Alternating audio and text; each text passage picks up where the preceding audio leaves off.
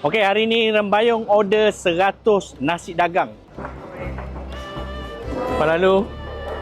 Terima kasih Rembayung. Saya baru je mula meniaga secara online nasi dagang Terengganu, iaitu negeri kelahiran saya. Ini resepi turun-temurun sejak tahun 80-an. Kalau korang nak makan dekat rumah, dekat office atau mana-mana majlis, korang boleh cuba nasi dagang daripada saya ni.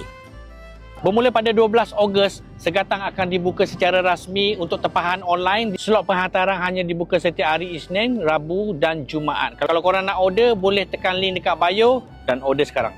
Untuk gulai, kita gunakan ikan tongko yang direbus terlebih dahulu. Gulai ini dimasak perlahan lebih kurang 4 jam supaya rempah betul-betul meresap, kuah jadi lebih pekat dan kekal dengan rasa asli Terengganu.